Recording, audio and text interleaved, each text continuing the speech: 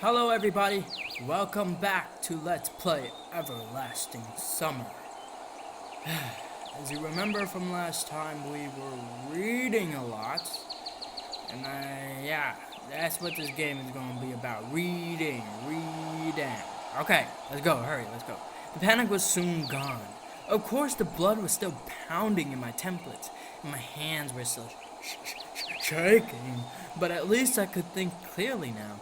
Right now, there's nothing I can really change anyway, so no matter how much I think or how mad I get, it would only make things worse until some actual facts appear. There's really no point in making guesses, in case I won't learn anything by lounging around here. This camp, if of course it is really a camp, looked like only place where people could be, so I decided to go there. Hardly had I reached the gates when a girl came out from behind them. Yay! Someone appears. Oh, hello. Wearing a pioneer uniform. My logic didn't let me down this time.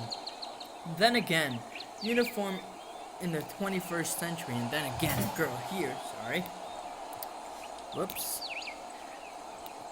I froze, unable to take a step. I felt very much like running away, running as far away as I could from this place, far from this bus, gates, statues, and far from this bloody bird with its siesta.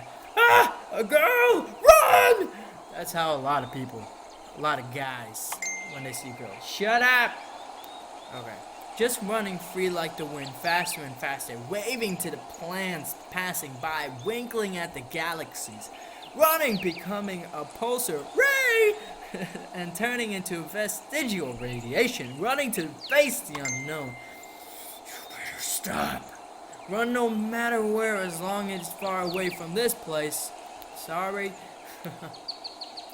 Meanwhile, the girl came closer. Oh God. I could not help but notice her beauty, even though I was trembling with fear. Human instincts work independent in consciousness, and while only 5% of the brain is responsible for cognitive processes, the remaining 95% are always busy sustaining life and particularly ensuring stable functioning of the hormonal system. I desperately warned to get less complicated and started thinking formal quotes from an encyclopedia, though my thoughts appeared one by one being stupid, one out of place, as if taken from an internal monologue of the hero of some junky, soft-cover crime fiction book. A pretty Slavic face, long braids that look like 2 armfuls of fresh hay, blue eyes you could drown in. Hi, you must have just arrived, says the pioneer girl.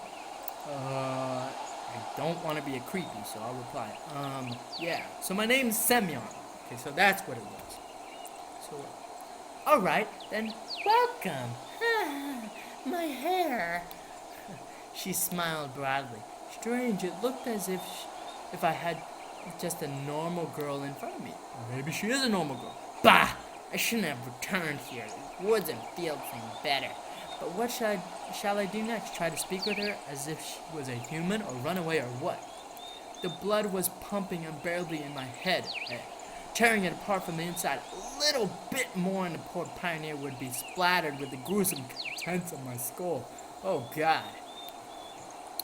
What's so funny about that? The girl looked me over. It sent shivers down my spine. And my knees started to tremble. Nothing. Great then. Great? What's so great about that? Yeah. What's up with that, you bitch? Suddenly a thought crossed my mind to hell with it. Forget about the bus behind me. The fact that it was winter yesterday and summer today, I wanted to rip off my itchy sweater and just accept that it's all actually happening. Everything is as it should be. All this is for the best. Would you happen to know? You should go to the camp leader. She'll tell you everything. Look. You go straight ahead to the square, then turn left. You see several small cabins.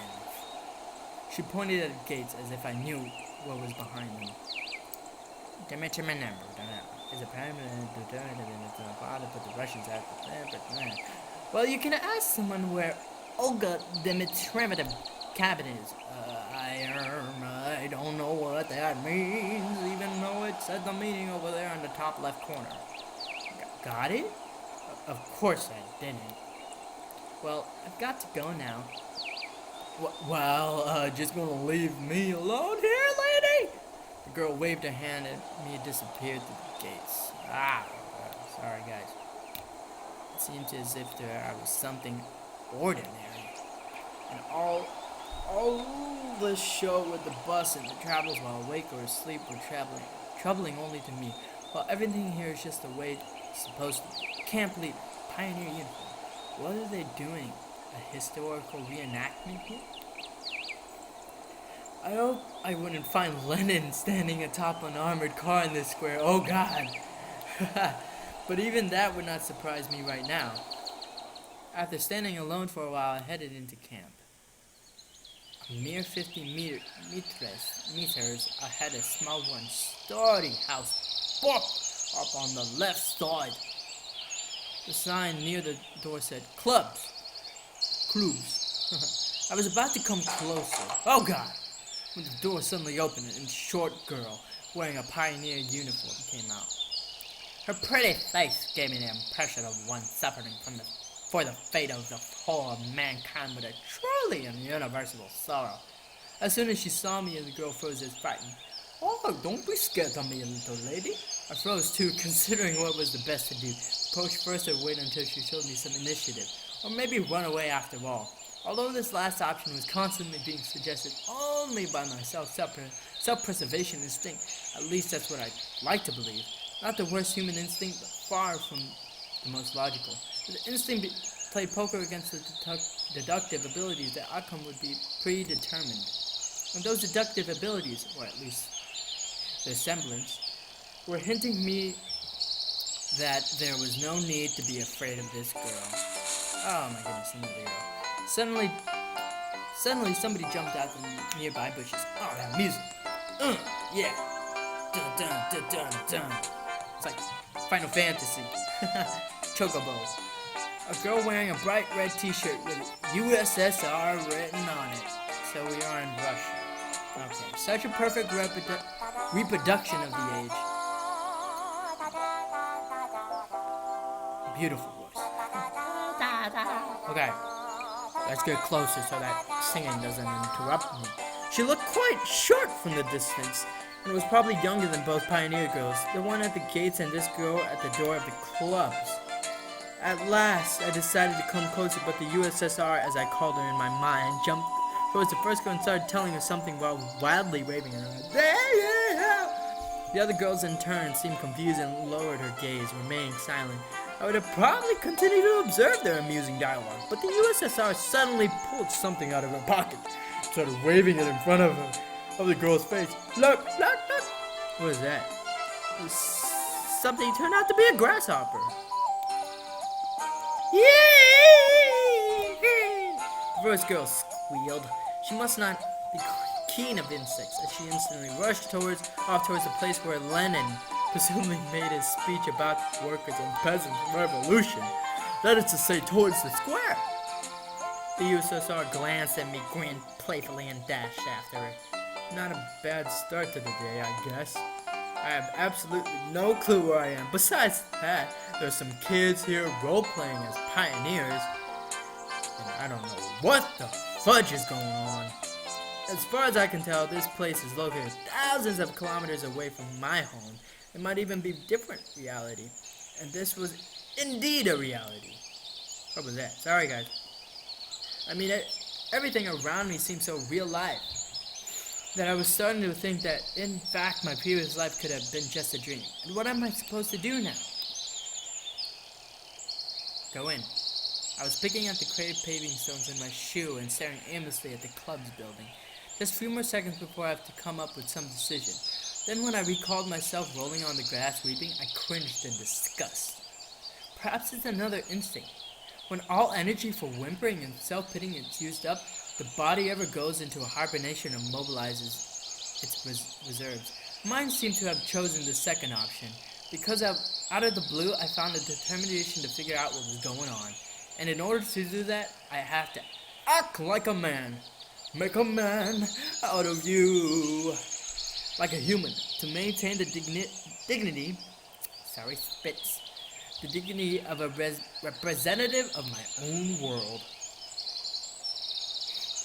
I followed the path to the left, on the right side of which stood small cabins, apparently the homes of local pioneers. Let's go visit them. Actually, they look quite cozy from the outside. Even though I was born in the Soviet Union, I've never been part of its children's organizations, neither the pioneers nor even the younger October children. I imagine the daily life of a typical pioneer camp a bit differently. Huge barracks with long rows of metal bunks. Wake up call at 6 o'clock, played by a siren, 1 minute to make your bed, then joining the formation to drill square. Oh wait! Could I be confusing it with something else? Something suddenly struck me on the back. I staggered but remained on my feet. Turned around and prepared to fight heroically for my life.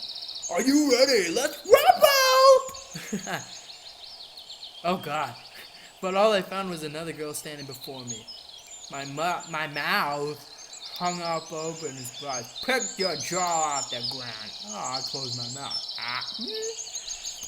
Don't have to be me. The same pioneer uniform, but the way she was wearing it looked, let's say, provocative. Like all girls I had met before, this one was rather cute, but her overly arrogant expression killed any desire to get to know her better. So, this game is going to be all about, just heads up, this game is going to be all about me reading. I guess, like it said, it's an anime-like game, so it's dating sim or kind of something like that, or whatchamacallit, a simulation game. So I guess maybe I pick a girl that I like.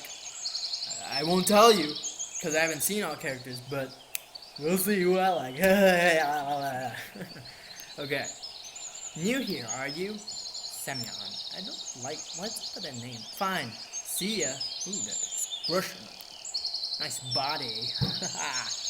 She threw a threatening glance at me and walked past. I waited for the pioneer girl to turn at the corner. Who knows what else she might have been up to. The most interesting thing, that even this hostile girl seemed completely normally, she did not give off the feeling of some deadly danger. Except maybe the danger of getting punched in the nose.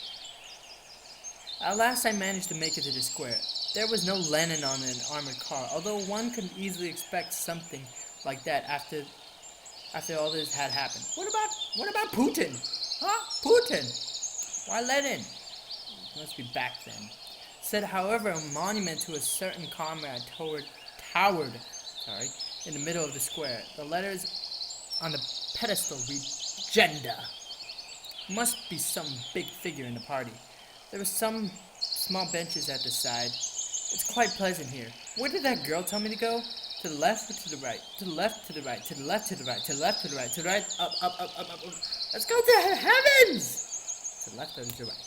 Sorry. Why am I going there anyway? I'm trying to make this as fun as possible because I'm reading. I'm reading so much. I've decided to pretend to be normal. Oh, that's not possible. To the right! Through a small grove. Alright, we're gonna end it here. I don't know if more videos will come today because I plan to be watching some Markiplier videos. So, yeah. We're gonna end it here. We'll see what happens in the small grove. So, yeah. Let me save. Save game. Yes. Alright. So we're gonna end it here. This is part 3 of Everlasting Summer. I hope you're enjoying my reading. And enjoy further as I choose which girl I pick. Sorry. So, as always, this has been Ray's Solution. I hope you have enjoyed this gameplay so far and continue, so this might be pretty long. Sorry, I was listening to music. So, let's end it with some jams here. Let's see if I can close this music.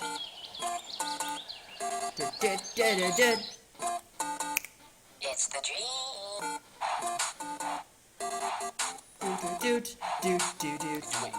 See you guys later. Hit that Super Mario. Ooh. Bye bye.